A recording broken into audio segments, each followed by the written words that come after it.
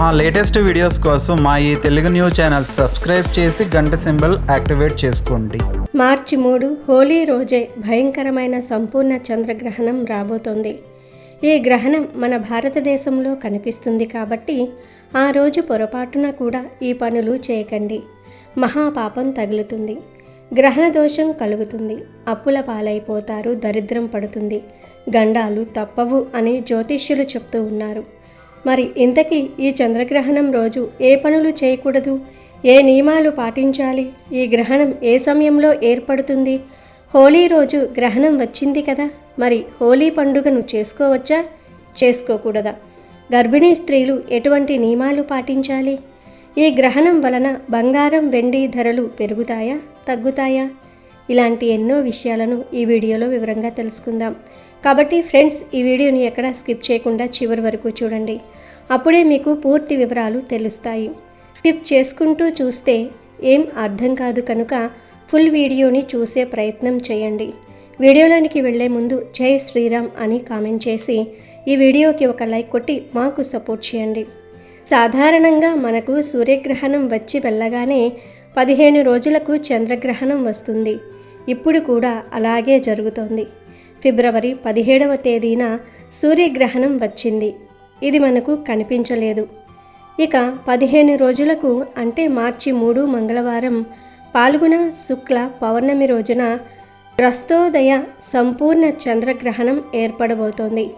ఈ గ్రహణం మన భారతదేశంలో కనిపిస్తుంది. ఈ గ్రహణం పుబ్బా నక్షత్రము సింహరాశిలో ఏర్పడబోతోంది కనుక సింహరాశి వారు ఈ గ్రహణాన్ని చూడకూడదు. ఇంకొక విశేషం ఏమిటి అంటే ఈ గ్రహణం మన భారతదేశంలోనే మొదలవ్వదు, వేరే దేశాల్లో మొదలై మన దగ్గర ముగుస్తుంది. అంటే మనకు సాయంత్రం చంద్రుడు ఉదయించేటప్పుడే గ్రహణం పట్టి కనిపిస్తాడు. అందుకే దీన్ని గ్రస్తోదయ చంద్రగ్రహణం అంటారు. అంటే మన భూమి నీడ చంద్రుడి మీద పడి నల్లగా కనిపిస్తూ ఉదయిస్తూనే మనకు ఆ రూపంలో దర్శనమిస్తాడు. అంటే మనకు పాక్షిక చంద్రగ్రహణం లాగానే కనిపిస్తుంది. ఈ చంద్రగ్రహణం మధ్యాహ్న సమయంలో ప్రారంభమై రాత్రికి ముగుస్తుంది. ఈ గ్రహణం మధ్యాహ్నం సరిగ్గా 3:20 ప్రారంభమవుతుంది. గ్రహణం తన గరిష్ట స్థాయికి చేరుకునే సమయం అంటే భూమి నీడ చంద్రుని పూర్తిగా కమ్మేసే మధ్యకాలం వచ్చేసి సాయంత్రం 5:03 ఉంటుంది. ఈ సమయంలో గ్రహణ ప్రభావం అత్యధికంగా ఉంటుంది. గ్రహణం విడిచిపెట్టే సమయాన్ని మోక్షకాలం అంటాం. ఇది సాయంత్రం 6:47 ముగుస్తుంది. అంటే సాయంత్రం 6:47 తర్వాత గ్రహణం విడిపోతుంది. అయితే ఇక్కడ ఒక విషయాన్ని గమనించాలి. గ్రహణం మధ్యాహ్నం 3:20 మొదలైనప్పటికీ ఆ సమయంలో చంద్రుడు మనకు ఆకాశంలో కనిపించడు. మన తెలుగు రాష్ట్రాలలో ఆ రోజు సాయంత్రం 6:10 చంద్రోదయం అవుతుంది. అప్పుడు చంద్రుడు వస్తాడు. అలా చంద్రుడు ఆకాశంలోనికి వచ్చేటప్పటికే అతనికి గ్రహణం పట్టి ఉంటుంది. అందుకే దీన్ని గ్రస్తోదయ చంద్రగ్రహణం అని పిలుస్తారు. అంటే గ్రహణం పట్టిన స్థితిలోనే చంద్రుడు ఉదయించటం అన్నమాట. అంటే గ్రహణం పట్టడం మనకు కనిపించదు, గ్రహణం వీడటం మాత్రం కనిపిస్తుంది. ఈ గ్రహణం మనకు మొత్తం 37 నిమిషాల పాటు కనిపిస్తుంది. ఇక అందరూ 6:10 పట్టు స్నానం చేయాలి, 6:47 విడుపు స్నానం చేయాలి. ఈ గ్రహణం మనకు కనిపిస్తుంది కాబట్టి తప్పకుండా గ్రహణ నియమాలు పాటించాలి. మన పెద్దలు చెయ్యొద్దు అన్న పనులను చెయ్యకూడదు. కాదని ఆ పనులు చేస్తే మహాపాపం తగులుతుంది, దరిద్రం పడుతుంది, గండాలు ఏర్పడతాయి, చేతిలో చిల్లి గవ్వ కూడా లేక అప్పుల పాలైపోతారు అని శాస్త్రాలలో ఉంది. ఈ గ్రహణం హోలీ రోజు వచ్చింది. ఆ రోజు హోలీ పండుగ కదా, రంగులు పూసుకోవచ్చా, హోలీ పండుగ చేసుకోవచ్చా లేదా అని చాలామంది ఆలోచిస్తారు. కానీ చంద్రుణ్ణి మనం తల్లిగా భావిస్తాం. ఆయన మనకు ఆరోగ్యాన్ని, భూమి మీద ఉన్న ఔషధ గుణాలను ఇచ్చే గ్రహం. అలాంటి చంద్రుడికి గ్రహణం పట్టి కష్టం కలిగిన సమయంలో మనం వేడుకలు జరుపుకోవటం మంచిది కాదు. అందుకే ఈరోజు హోలీ పండుగ చేసుకోకుండా ఉంటేనే మంచిది. లేదంటే హోలీ ఆటను మధ్యాహ్నం 12 ముగించుకోవాలి. ఈ గ్రహణ ప్రభావం కేవలం మనుషుల మీదే కాదు, మార్కెట్ మీద కూడా చాలా చిత్రంగా ఉండబోతోంది. ఈ గ్రహణం వల్ల వెండి ధరల్లో పెద్ద మార్పు రాబోతోంది. గ్రహణం జరిగిన తర్వాత అంటే మార్చి 3 తర్వాత ఒక వారం రోజుల పాటు వెండి ధరలు అకస్మాత్తుగా పడిపోవచ్చు. ప్రస్తుతం లక్షల్లో ఉన్న ధర ఒక్కసారిగా ఒక 30 నుండి 40 వేల వరకు తగ్గే అవకాశం ఉంది. పెట్టుబడి పెట్టిన వాళ్ళు కంగారు పడి ఆ సమయంలో వెండిని అమ్మేయొద్దు. ఎందుకంటే ఆ పతనం తాత్కాలికమే, మళ్ళీ ధరలు పెరుగుతాయి. అలాగే ప్రకృతి పరంగా చూస్తే ఈ గ్రహణం తర్వాత ఎండలు భయంకరంగా పెరుగుతాయి. అడవుల్లో మంటలు రావచ్చు. నీటి ద్వారా వ్యాపించే రోగాలు, వింత వైరస్లు కూడా వచ్చే అవకాశం ఉంది. కాబట్టి తాగే నీటి విషయంలో అందరూ అప్రమత్తంగా ఉండాలి. గ్రహాంతర వాసుల గురించి కూడా వార్తలు వినే అవకాశం ఉందని ఆయన అంటే అంతరిక్షం నుండి ఏదైనా గ్రహ శకలం భూమి వైపు రావటం వంటివి జరగవచ్చు. ఇక ఈ గ్రహణం రోజు ఏ నియమాలు పాటించాలి, ఏ పనులు చేయకూడదు అనే విషయానికి వస్తే, ఈరోజు మొత్తం ఒక రకమైన ప్రతికూల శక్తి వాతావరణంలో నిండి ఉంటుంది. కాబట్టి గ్రహణం రోజున ఏ కొత్త పనిని కూడా మొదలు పెట్టకూడదు. ముఖ్యంగా కొత్త బట్టలు కొనుక్కోవటం, కొత్త వస్తువులు లేదా వాహనాలు కొనటం వంటివి చేయకూడదు. అలాగే ఈ రోజున పొలంలో విత్తనాలు చల్లటం లేదా తోట పనులు చేయటం కూడా మంచిది కాదు. ఎందుకంటే గ్రహణ సమయంలో వెలువడే విషవాయువుల ప్రభావం వల్ల ఆ మొక్కలు సరిగ్గా ఎదగవని పెద్దలు చెప్తూ ఉంటారు. ఈరోజు ఉదయం 8 లోపే దేవాలయాలు మూసివేస్తారు. మన ఇంట్లోని పూజ గది తలుపు కూడా మధ్యాహ్నం 1 లోపు క్లోజ్ చేసేయాలి. గ్రహణ సమయంలో పూజలు చేయకుండా కేవలం భగవంతుణ్ణి స్మరించుకోవటం లేదా జపం చేసుకోవటం శ్రేయస్కరం. మరి ఆహారం ఎప్పుడు తీసుకోవాలి అనే సందేహం అందరికీ ఉంటుంది. గ్రహణం మధ్యాహ్నం 3 గంటల 20 నిమిషాల నుండి రాత్రి 6 గంటల 47 నిమిషాల వరకు ఉండటం వల్ల ఆ కిరణాల ప్రభావం మన జీర్ణక్రియ మీద పడకుండా ఉండాలంటే ముందే భోజనం పూర్తి చేయాలి. సామాన్య జనం మధ్యాహ్నం 11 నుండి 12 గంటల లోపు తమ భోజనం ముగించుకోవాలి. ఇక తర్వాత ఏమీ తినకుండా ఉండటం ఉత్తమం. కానీ భక్తి మార్గంలో ఉండి కఠిన నియమాలు పాటించేవారు మాత్రం ఉదయం 8 గంటలకే తమ భోజనాన్ని ముగించాలి. ఆ తర్వాత ఇక ఏమీ తినకూడదు. ఎందుకంటే ఆ తర్వాత నుండే గ్రహణ వేద కాలం ప్రారంభమవుతుంది. ఈ నియమాలు తప్పనిసరి. ఎందుకంటే మన పూర్వీకులు, మహర్షులు కేవలం ఆధ్యాత్మిక చింతనతోనే కాకుండా లోతైన శాస్త్రీయ దృక్పథంతో మానవాళి మేలు కోసం అనేక నియమాలను రూపొందించారు. అందులో గ్రహణ నియమాలు అత్యంత ముఖ్యమైనవి. గ్రహణ సమయంలో ఖగోళంలో జరిగే మార్పుల వల్ల భూమిపై వెలువడే కిరణాలు, విషవాయువులు మన ఆరోగ్యంపై తీవ్రమైన ప్రభావాన్ని చూపుతాయని వారు వేల ఏళ్ల క్రితమే గుర్తించారు.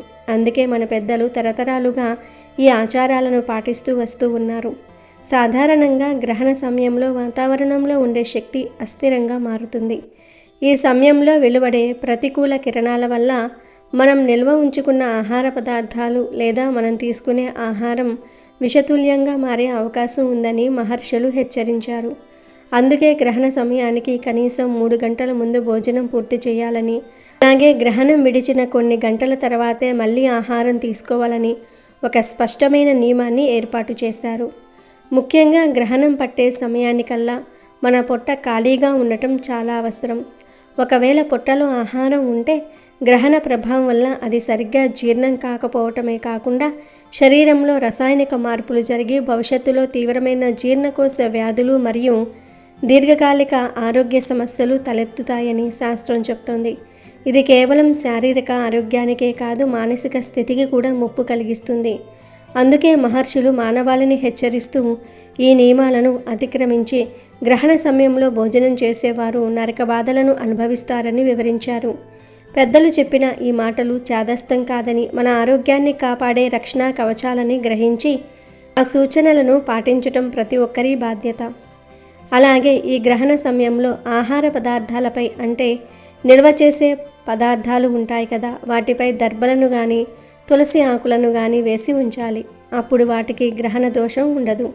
నిల్వ పదార్థాలు అంటే ఊరగాయలు, పచ్చళ్ళు, ఫ్రిడ్జ్లో పెట్టి ఉంచే అట్టు, ఇడ్లీ పిండులు, బియ్యము, పచ్చి కూరగాయలు, ఫ్రూట్సు, పప్పులు, ఉప్పులు, నూనెలు ఇలాంటి వాటిపై దర్భలు కానీ తులసి ఆకులు కానీ ఉంచాలి.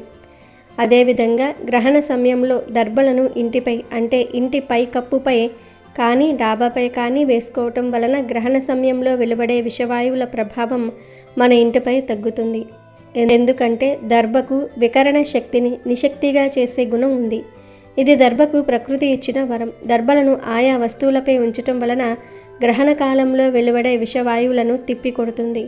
ఇది వైజ్ఞానికులు పరిశోధించి తేల్చిన విషయం. గ్రహణ సమయంలో కొన్ని మార్పులు సంభవిస్తాయి, కొన్ని విషవాయువులు జన్మిస్తాయి. ఇవి భూమి మీద ఉన్న సమస్త మానవాళిపై ప్రభావం చూపిస్తాయి.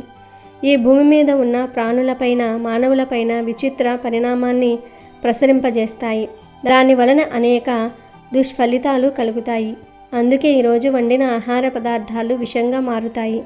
గ్రహణ సమయంలో మీ పొట్టలో ఆహారం ఉంటే అది కూడా విషంగా మారుతుంది. అందుకే ఆ మహర్షులు గ్రహణ సమయంలో ఏమీ తినకుండా కడుపును ఖాళీగా ఉంచుకొని దైవనామ స్మరణ చేయాలని సూచించారు. గ్రహణ సమయంలో చేసే దైవారాధన, ధ్యానము, మంత్రజపం వలన మంచి ఫలితాలు కలుగుతాయి. ఈ సమయంలో చేసే జపాలు, పారాయణలు మంచి శక్తిని పుంజుకుంటాయి. ఈరోజు గర్భిణీ స్త్రీల విషయంలో మరింత జాగ్రత్తగా ఉండాలి. వారు ఉదయం 9 గంటల్లోపు తేలికపాటి భోజనం చేయాలి. చంద్రుడు మన మనసుకు మరియు శరీరంలోని ద్రవ పదార్థాలకు కారకుడు కాబట్టి ఆయనకు గ్రహణం పట్టినప్పుడు పాలు, పెరుగు వంటి తెల్లటి పదార్థాలను తీసుకోవటం మానివేయాలని శాస్త్రం చెప్తుంది.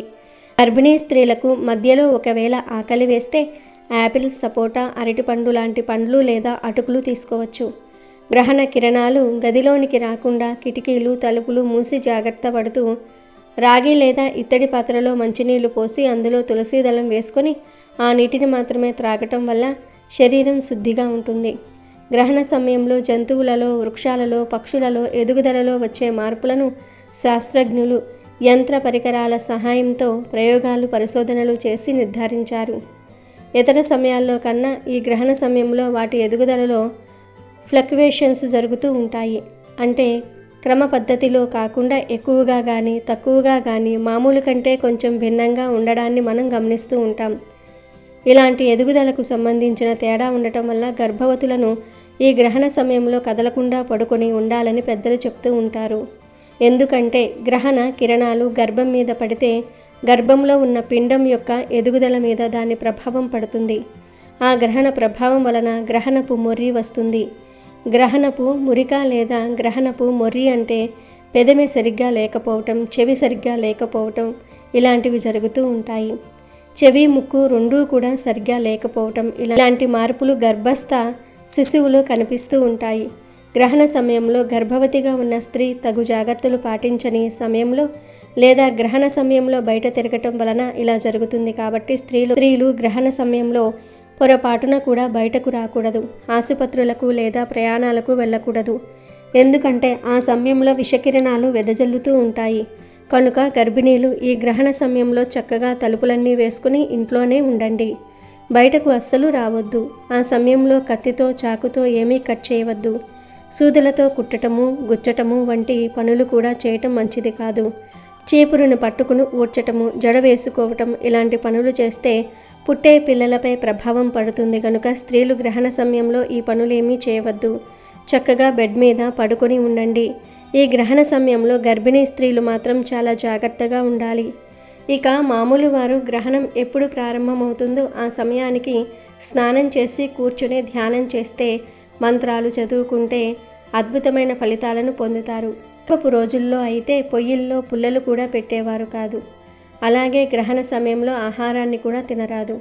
అలాగే గ్రహణ సమయంలో భార్యాభర్తలు కలిస్తే పురుగు జన్మిస్తుందని పెద్దల మాట. కాబట్టి గ్రహణ సమయంలో భార్యాభర్తల కలయిక నిషిద్ధం. కాదని కలిస్తే అనారోగ్యం ఉన్న పిల్లలు కానీ, మంచి ప్రవర్తన లేని పిల్లలు కానీ పుడతారు. అలాగే గ్రహణ సమయంలో ప్రయాణాలు చేయకూడదు. ఆ సమయంలో ప్రయాణాలు చేస్తే ప్రమాదాలు జరిగే ఛాన్సెస్ ఎక్కువ. గ్రహణం తర్వాత మిగిలిపోయిన ఆహార పదార్థాలను, అంటే గ్రహణానికి ముందు వండి మిగిలిపోయిన ఆహార పదార్థాలు ఉంటాయి కదా, ఆ ఆహార పదార్థాలు తినకూడదు. అంటే అన్నం, కూర, చారులు, పెరుగు, పాలు కూడా తినకూడదు. ఎందుకంటే గ్రహణం వలన అవి దూషితం అవుతాయి. ఇక అవి తినడానికి పనికిరావు. వీటి మీద గరిక వేసినా కూడా గ్రహణ ప్రభావం పడుతుంది. తినడానికి పనికిరావు. కనుక గ్రహణానికి ముందు వండి మిగిలిపోయిన ఆహార పదార్థాలు తినవద్దు. అలాగే గ్రహణ సమయంలో గోర్లు కత్తిరించుకోవటము, జుట్టు కత్తిరించుకోవటము, షేవింగ్ చేసుకోవటం వంటి పనులు చేయకూడదు. చెట్ల నుండి ఆకులు కూడా ఈ సమయంలో కొయ్యకూడదు. ముఖ్యంగా తులసి ఆకులు కోయకూడదు. అలాగే గ్రహణం రోజు కొత్తగా ఎవరికి అప్పు ఇవ్వకూడదు, ఎవరి దగ్గర అప్పు తీసుకోకూడదు. గ్రహణం రోజు ఇచ్చే అప్పు తిరిగి రావటం కష్టమవుతుంది, తీసుకున్న అప్పు తీర్చటం భారమవుతుంది. ఇక ఇంట్లో పనుల విషయానికి వస్తే గ్రహణం రోజున ఇల్లు ఊడవటము, బూజులు దులపటము వంటి పనులు చేయకూడదు. గ్రహణం పట్టకముందే ఇవన్నీ పూర్తి చేసుకోవాలి, లేదా గ్రహణం విడిచిన తర్వాతే చేయాలి. అంతేకాదు గ్రహణ సమయంలో గొడవలు పడటము, ఏడవటము, శాపనార్థాలు పెట్టడం వంటి పనులు కూడా చేయకూడదు. అలాగే గ్రహణ సమయంలో ఇంట్లో పూజ గదిలో తప్పనిసరిగా దర్భలను ఉంచుకోవాలి. పూజ గదిని క్లోజ్ చేసి పెట్టుకోవాలి. గ్రహణం పూర్తయిన తర్వాత పదార్థాలపై ఉంచిన దర్భలను తీసి బయటపడేసి ఇల్లంతా ఉప్పు నీటితో కడిగి పసుపు నీటిని చల్లి పూజ గదిని శుద్ధి చేసుకోవాలి. ఆ తర్వాత వంట చేసుకొని తినవచ్చు. గ్రహణం తర్వాత రోజు మీరు ఉపయోగించే వాహనాలను కూడా కడిగి నిమ్మకాయలను కట్టుకోవటం వలన అపమృత్యు దోషాలు తొలగిపోతాయి. ఇవే గ్రహణం రోజు చేయకూడని పనులు, పాటించాల్సిన నియమాలు. ఈ గ్రహణ నియమాలను తూచా తప్పకుండా పాటిస్తే మీకు మీ ఇంటికి ఎటువంటి గండాలు రాకుండా ఉంటాయి, గ్రహణ దోషాలు తగలకుండా ఉంటాయి. కాబట్టి అందరూ తప్పనిసరిగా ఈ గ్రహణ నియమాలు పాటించండి. గ్రహణం రోజు ఈ తప్పులు చేయవద్దు.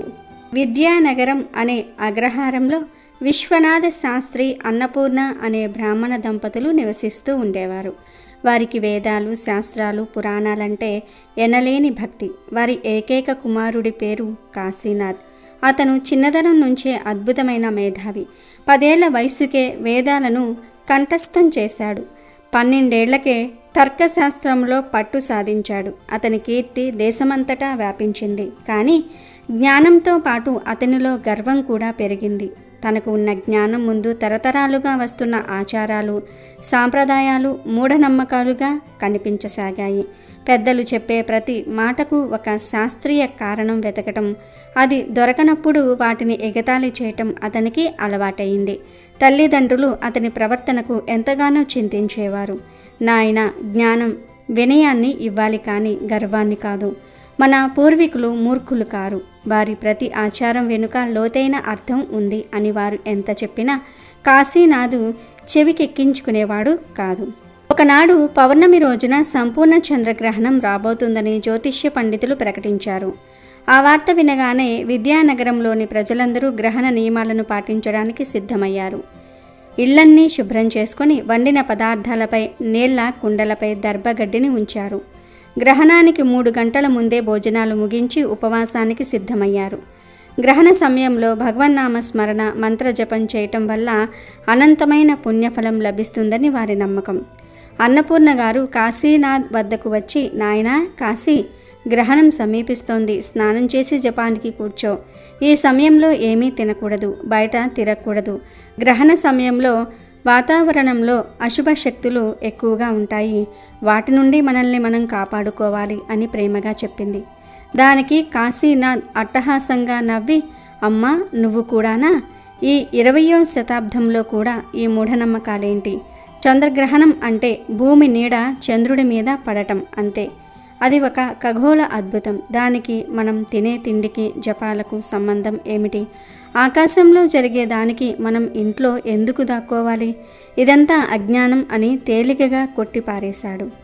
విశ్వనాథ శాస్త్రి కలగజేసుకుని, ఒరే మూర్ఖుడా, నీకు తెలిసింది అక్షర జ్ఞానం మాత్రమే, ఆత్మజ్ఞానం కాదు. గ్రహణం కేవలం నీడ కాదు, అది విశ్వశక్తుల సమతుల్యత దెబ్బతినే కాలం. సూర్యచంద్రులు రాహుకేతువులచే పీడించబడే సమయం.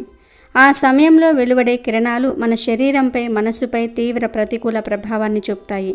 అందుకే మన ఋషులు ఈ నియమాలను పెట్టారు. ఉపవాసం వల్ల జీర్ణ వ్యవస్థకు విశ్రాంతి లభించి శరీరం తేలిక పడుతుంది. మంత్రజపం మన చుట్టూ ఒక రక్షణ కవచాన్ని ఏర్పాటు చేస్తుంది. దర్భగట్టికి ప్రతికూల శక్తులను నిర్వీర్యం చేసే శక్తి ఉంది. ఇది మూఢనమ్మకం కాదు, ఇది ఒక దివ్యమైన ఆధ్యాత్మిక శాస్త్రం అని గంభీరంగా వివరించాడు.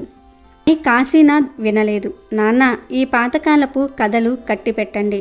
నేను చదువుకున్నవాడిని. నా కళ్ళతో చూడనిది, నా తర్కానికి అందనిది నేను నమ్మను. ఈరోజు మీరందరూ ఆచరించే ఈ పిచ్చి నియమాలన్నీ అర్ధరహితమని నేను నిరూపిస్తాను. నేను గ్రహణ సమయంలోనే భోజనం చేస్తాను. 6 బయట నిలబడి గ్రహణాన్ని చూస్తాను. నాకేమవుతుందో చూద్దాం అని సవాలు విసిరాడు. తల్లిదండ్రుల గుండెలు తరుక్కుపోయాయి. కొడుకు మూర్ఖత్వానికి వారి కళ్ళల్లో నీళ్లు తిరిగాయి. వద్దు నాయన, దైవంతో ప్రకృతితో పంతానికి పోవద్దు. వికాసాలే విపరీత బుద్ధి అంటారు. మా మాట విను అని అన్నపూర్ణ బ్రతిమిలాడింది. కానీ కాశీనాథ్ వారి మాటలను పెడచెవిన పెట్టాడు. చీకటి పడింది. నెమ్మదిగా చంద్రుని అంచున నల్లని నీడ కదలటం ప్రారంభమయ్యింది. ఊరంతా నిశ్శబ్దంగా మారింది. ప్రతి ఇంట్లో నుండి ఓంకారనాదం, మంత్రపఠనం మాత్రమే వినిపిస్తోంది. కాశీనాథ్ మాత్రం ఖారంగా ఇంటి ముందున్న అరుగు మీద కూర్చొని ఆకాశం వైపు చూస్తూ నవ్వుకున్నాడు. చంద్రుడు నెమ్మదిగా రాహువు కబంధ హస్తాల్లోనికి జారుకుంటున్నాడు.